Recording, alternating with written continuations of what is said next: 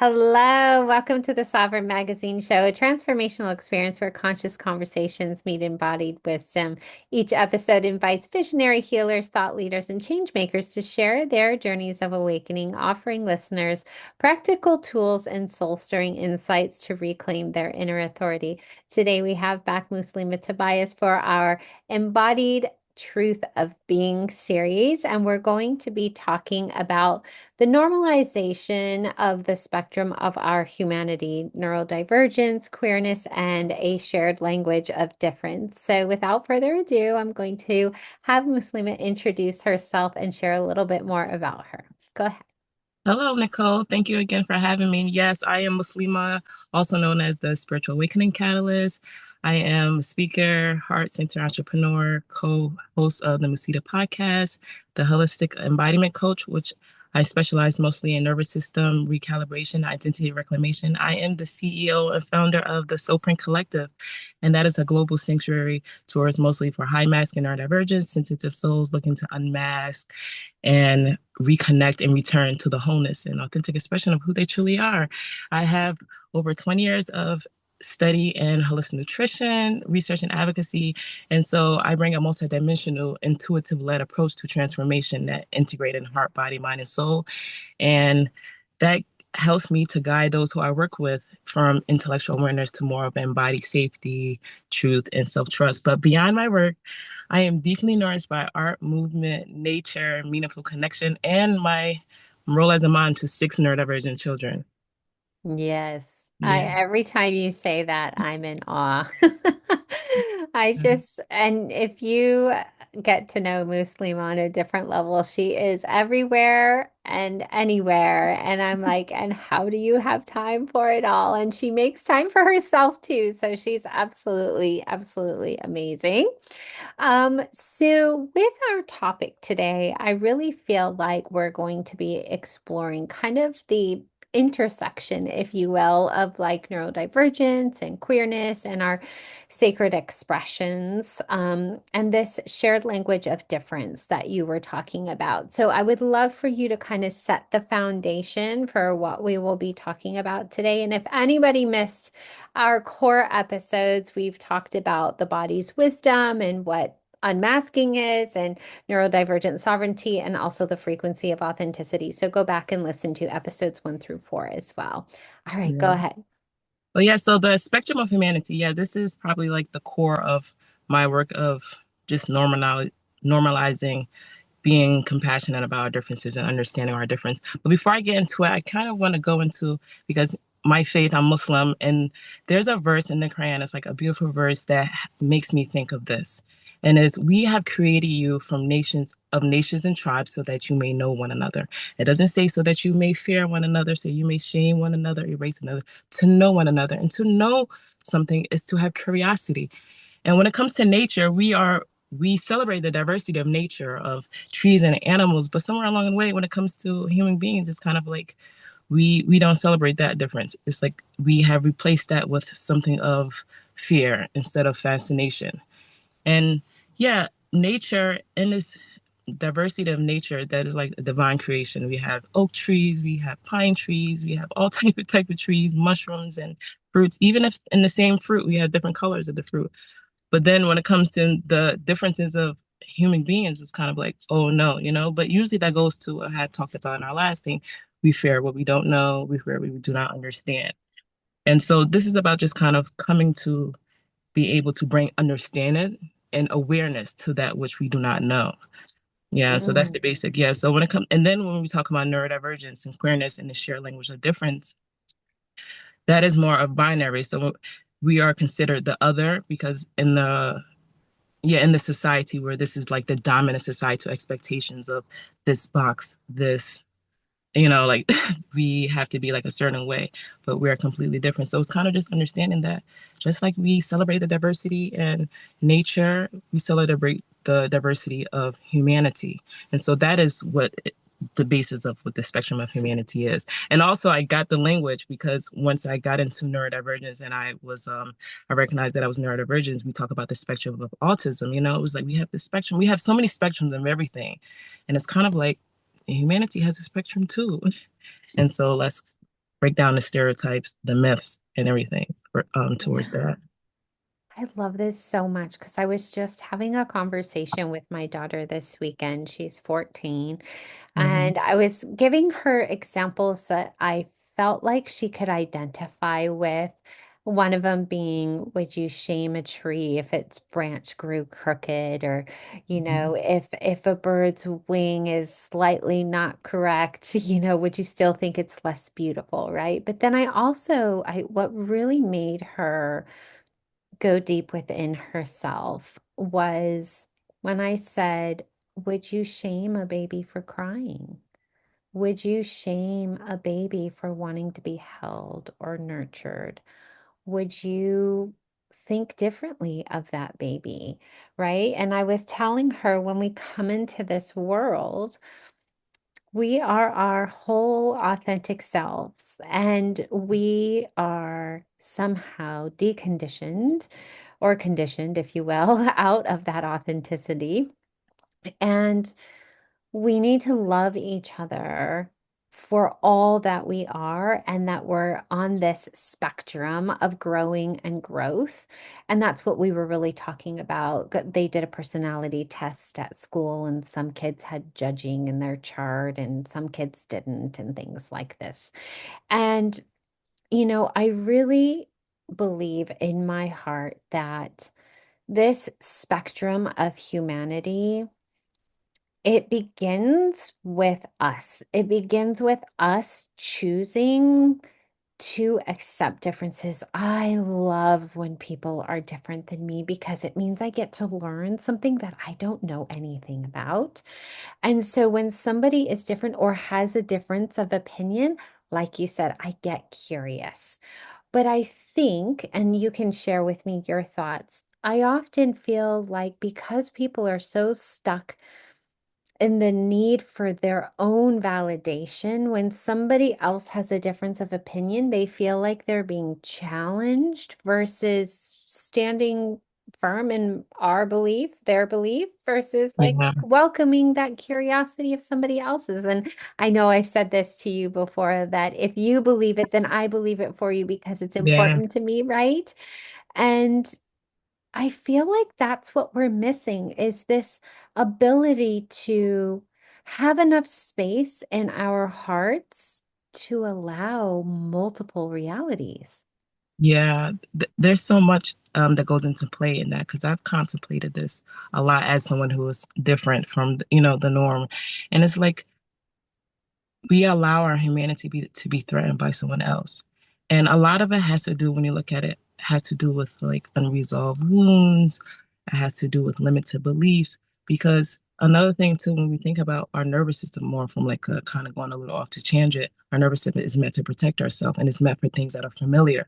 So when you are presented with something that's unfamiliar, you feel like you're being threatened, like, oh my goodness, this is unfamiliar. And so it's about building our capacity to hold more, like you said, to build our capacity to hold more.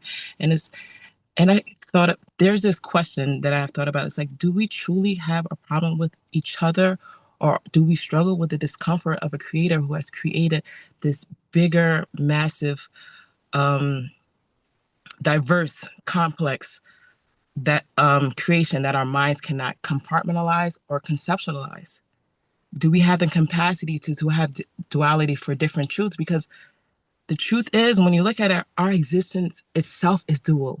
We have human existence, we have a spiritual existence, and our human existence is of the seen world. This is where time and space exist. But when we talk about the spiritual world, that is the world of the unseen, where time and space do not exist. We are in the past, present, future, all at one time, like the different realities.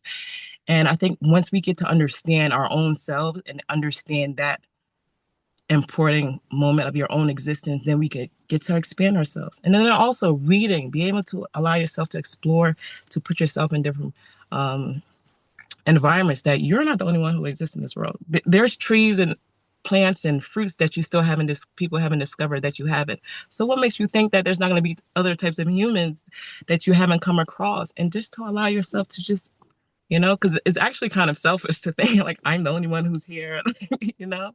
And so when we open our heart space, we open our mind to allow more of curiosity, and compassion to expand our capacity to receive more, then we allow ourselves to receive more beauty in our life too. We allow ourselves to receive more beauty, um, more perspective, because that's the thing too. The humanity is an ecosystem, and ecosystems, in order for it to operate, it requires diversity to thrive. And so different people bring different perspectives, different insights, different gifts, different languages. And that's something that we get to learn from. We have the study of plants. Like I keep mentioning, we have the study of this and that. And we study the mind of humans too. We study each other's psychology, philosophy. But then it's like the moment it becomes a little bit too out of the norm of what we can conceptualize, whatever the agenda is. Because some of it, I think, has to do with agenda too. That, oh my goodness, if we do have unity, then that can dismantle some systems that is created on lies, because in order to have unity, that's under truth too. And so yeah, that's kind of probably going all over the place. That's the gist of No, no, no, no. I love it so much. And I often wonder about this this word different, right? yeah. Because every time somebody says the word normal, then I always say back, but what is normal? In all contexts, I see it in so many places. Like, can you define normal for me? Because I'd really like to know, because I don't have a definition for normal. I don't really feel like there's a definition for normal in pretty much every situation where it is Yeah. used. It's not there anymore. However, we are othered so often in so many ways. And people could look at me and go, "You are the typical blue eyed white girl. What do you know about being othered?" Right. And I'll just give you an example. I drive a Prius. I am othered all the time in that car by big trucks. You know what Yeah. I'm saying? Like, Yeah. I am othered so often because I have my eco-friendly car. And I get a lot of looks and I get a lot of eye rolls and all sorts of stuff. So that's just a small example. It's not my actual physical body, but it is still an assumption by somebody. Yeah. And, when we come to our differences and how we would love to normalize them, if you will, what does that mean? What does that look like in the practical every day? Because, in my opinion, everybody is so unique that how can we think anything different? Like, I don't even know how to formulate my question. I look at each individual as unique, and when I Yeah. meet them, I never put them in a box. I let them show me who they are. But but if you think about it on a societal level, everybody's trying to put you in a box. So how do we deal with that in the everyday life? Yeah. The putting everything into the box is to the need to control. Like when we think about the way society is built, is through these systems and hierarchies. So that system is already in a box. And it's kind of like we need to control to an extent based on whatever agenda it is. But when you think of just nature and the universe, there's no control. They surrender to the laws of the divine laws of nature.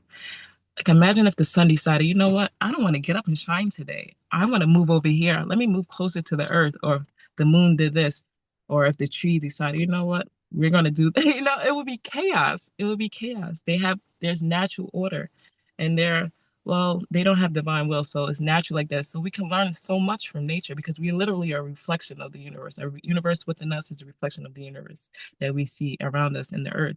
And it's like we can learn so much from that. But when we don't surrender to the divine laws of nature, of the way we're supposed to operate, that's when the disorder comes from. So a lot of it is because we don't surrender to the natural laws of the universe. It's through man wanting to be the higher power of this Mhm. world, and not like whatever you believe in, God or the Most High, whatever your sacred system is, that we know that this our existence on earth is temporary. First, we are like passing strangers through here. Our souls is like the infinite part. And so when we reduce ourselves to that, that's where a lot of the chaos come from. So a lot of it is just being able to understand that a nation doesn't change itself too until we change within ourselves. So it starts with us knowing that we only could do what we can do and do the best that we can do with each other and then collaborate with each other, those who can do it. Because there's so many of us, we can make a big difference. Like when we think about who's in power, it's not that many people compared to us out here, you know? And it's about being resourceful to and a lot of us can't even agree on our skin color or on our, like racism, all the basics of just this 3D world. And until we get over that, then we find ourselves stuck. But there's a lot of people still, I feel like, is making movement. But unity does not require sameness. Like unity doesn't require sameness. We can uphold truth, justice, and compassion, dignity, while still recognizing the humanity in us. Yes. Yes to all of this. Okay, and I want to go back to one thing before I move on to this next subject. But there is this, we talked about duality, and I wanted to share my most favorite word that I have learned from my best friend who's a marriage and family therapist, and that is and. You can feel sad and happy at the same Yeah, time. You can feel sad for that person and happy that something else about that person, right? Or for yourself. You can feel sad and grieve a process, but happy maybe something else has happened, right?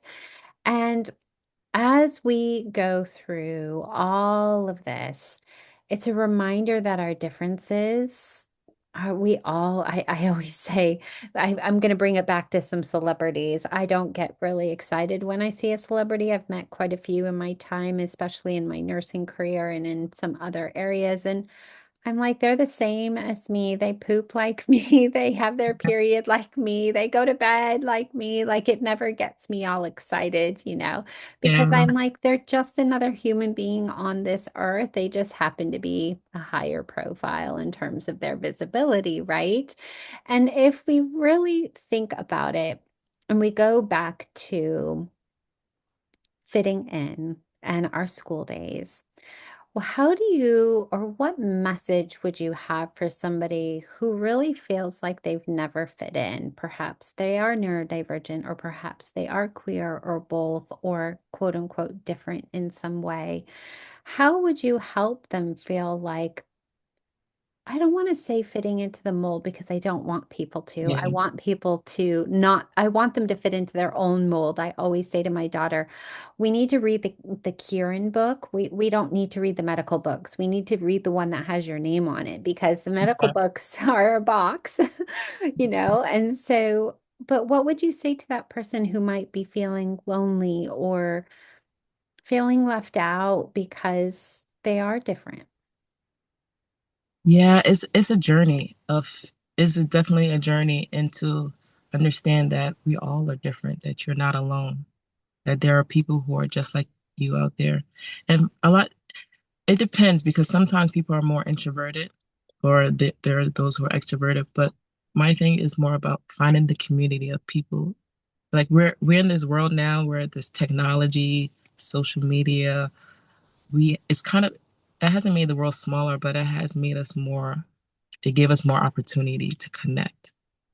So go search up some things search up some things, find people who are like you and open your world to that. Find some books, read some books, just so you can understand yourself better. Because even just understanding yourself better and be able to find comfort in your own presence, there it fills that void, because some of us don't even allow ourselves to be comforted about our own selves or just liking your own self. You want to start there first. Like you, love you, be firm, have that firm foundation of who you are. Because if you don't have that foundation of who you are, you allow other people to tell you who you are.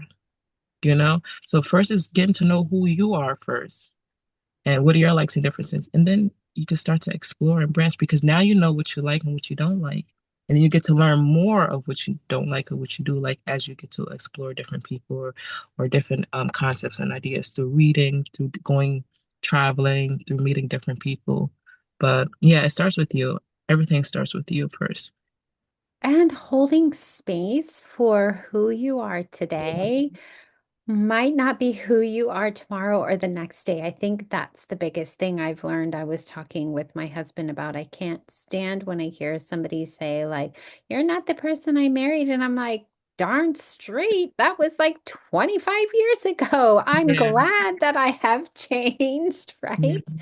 And so allowing yourself to embody and embrace the ebbs and flows of as you get to know yourself. I mean, just 6 years ago, I'm not the same person that I was 6 years ago when I found this spiritual world, right? And I remember very distinctly, I think my daughter was about 8. So it was right at the beginning of the journey. And she said, I want my old mommy back. Right. And I had to say to her, I'm still here. I'm just getting more boundaried and I'm getting better at teaching and modeling for you what you're going to need as you get older. And now she gets it. Like she's totally woo woo and she loves all of it and she knows her boundaries and things like that. But at that time it was like a death. It really was like a death for her and my husband because when you choose to stand in your sovereignty and your authenticity, people might not recognize you because you have been masking. And so, Yeah. what did that look like for you when you started to unmask? Have you lost people? Have you gained people? Have you had to have conversations with your children? Oh, when I started to unmask, I definitely lost people, especially in the beginning of my unmasking journey. And when I learned that I was neurodivergent, everything clicked. I was like I never knew that anything was wrong with me, but I always felt different. Too. I always felt that I was definitely different, but I didn't know what it was. And I just thought a lot of it had to do with trauma. And it was trauma too, nonetheless. But it's like, oh my gosh, there's like labels, labels has a place because it gives language to your experience to know that you're not alone. There's other people like you. But when I started to unmask, that means that's more of like coming up who I am as my authentic self. And that was threatening to people because people are like, when we talk about familiarity, again, when we talk about our nervous system, love sameness, comfortability. And as a person who just loves to grow, and not everyone is comfortable with growth because growth lives in the uncomfortable. And to be comfortable with being uncomfortable is not comfortable for a lot of people, you know? So for me, it's kind of 100. like you either have to rise to meet up to that frequency or you have to fall off the wavelength completely. And and sometimes it seems harsh, but it's kind of like not because otherwise you will stay stagnant. And for a person who has been in a marriage who was stagnant for 10 years, like I cannot, like, I have no patience for someone who wants to hold me back. It's like you either get to understand where I'm going and you come along the journey or you have to go. But I can't hold your hand. I can and give yourself that grace and compassion for that journey that sometimes people are just meant to be in your life for a season too. I like to reverse everything back to nature. I think that's what I don't know if it gives me comfort or anything, but it's a reflection. Like nature comes in seasons. There's winter, there's spring, things where things bloom, there's where things are stagnant. But it's even in winter when we don't see anything, something's always happening underneath. Even when you feel like nothing is happening, something is always happening. And when we allow ourselves to detach from things, it allows us to have more free flow that, understanding that we're not even here forever. And so for me is, yeah, I've lost two friends in the beginning and one friend had came back and I was like, it was so wild because I was at this never next level of awareness and I was able to see what I didn't see before. And I was like, I love you, but I love me more. I like we have soul recognition, but we do not have soul alignment. And I think once you start to understand that too, you can recognize souls, but if there's not alignment, you are allowed to choose that there's nothing here for me, you know? Like you Mm. don't get to play and casually just to have access to my human beingness without wanting to take the responsibility and accountability for the death of my spiritual being too. I'm not just a human existence, I'm a spiritual being too. I have emotions. There's this complexity here. And a lot of people don't want to be responsible, accountable for that. And it's like, no, I take responsibility, accountability for my life. And I expect you to do the same to some level, to some degree. Yeah. But for my children, but when it comes to my children, I think I don't feel like there was a big difference. It was kind of like also too, as you're growing and you have those people who you love, kind of like bring them along on the journey, kind of open up to that. And I don't think I've spoken much about to my children about unmasking. It was kind of just like a natural flow. They're there. Maybe make small things like emotional regulation and things like that, just small things. And I found myself going on another journey too with my children of relationship building more. And so I'm not fully there yet. But it seems like it's been a natural process. They kind of like flow with me. It hasn't been like this big shift for them as like with like friends or something else. But I guess that's another that dynamic. Children are more flexible. That's what it is. Children are more flexible and understanding that they're growing too. So they're growing right along with me. Yeah. Yeah. Oh my gosh, I had a mind-blowing moment. So on our last show together, you gave me the word access, that not everybody gets access. And I was like, oh my gosh, that's the word I've been looking for, and I Yeah. didn't even know it, right? And I shared a little bit about that situation. And now you're like soul recognition. And I'm like, oh my gosh, yes. Like we aren't in soul alignment, but I see your soul, but it's not in alignment. I mean, like Muslimah, come on. You and I are going to have this whole shared language now that I just love because what I realized after having been friends with that person for over 10 years and like I truly felt like we were soul sisters. But there came a point where I felt like there was this detour, like that we had the soul alignment and all of a sudden there was a fork in the road and we went like this. And our values, our core values, and our soul values shifted. And I could see her clearly, but what she saw in me, she felt was threatening. Like she said something like, I've been on this journey for 30 years, you've been on it for 3, and you're further along than I am, and that's not fair, right? Like, who Yeah. cares? Like, why is there a number to it, right? There was all of that type of stuff. And I'm realizing now that there was this misalignment. And I called it at the time a mismatch in energy. And I was like, we were just a mismatch. Like it was like a recent season or a lifetime. Like this season had ended, and I have no ill will. And it was great while we had it, wonderful, and we moved on. But I love the term soul recognition so much because you can still see and love and appreciate them for the differences that they have. It doesn't mean that they're not necessarily a good person. It just means that the alignment for your soul is not there. And I do 100%. I've been talking with my daughter about this a lot, about low frequency and high frequency. And it's not a good or a bad thing. It's just if you're vibrating at a different frequency, lower vibrational people will do one of two things. They'll either be attracted to you because you're so high vibe and they'll want to cling on to you and they'll want to siphon off of you, Yeah. or they need to fall away because they just can't meet your level. And it's not a good thing or a bad thing or a hierarchical thing. It's just a frequency. And my daughter's pretty high vibe and she attracts a lot of low vibe people. And so as we accept those differences in each other, she's starting to realize and recognize patterns and behaviors that will help her um, fit into this mold we call life, if you will. Like a moth to a flame. I just Yeah. thought, sorry, I just thought of like Janet Jackson, saw like a moth to Yes, a flame. yes. What's your desire?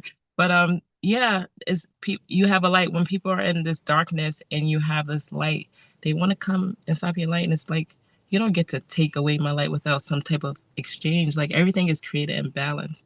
Like there's light and darkness and joy and grief. We talked about the duality of thing, and there has to be some type of reciprocal energy exchange. And otherwise, you deplete yourself. And when you're not aware of that, like when I wasn't aware of that, I depleted my own light. And I'm just so grateful that I always had this light to just come out from the darkness. And it's like, and now it's kind of like, how dare you try to take my light that I was in the darkness, that I had to crawl out of that myself. Like a lot of people just see the smiles and what you went through. And it's kind of like you don't know the path I went through. You don't know the fire I had to crawl through, you know? And to have this appreciation for everyone's journey, that the beauty of humanity is found in the beauty of humanity is found in the divine artistry of our existence. And yeah, it's such a beautiful thing though. But that when we can just like just detach from wanting Mm. to just like put our claws into things that we can't control, to control things, to Yeah. just yeah. Yeah. I love this. Okay, well, if you are stuck in control, next time we're going to be talking about holistic nourishment and how we can feed our nervous systems.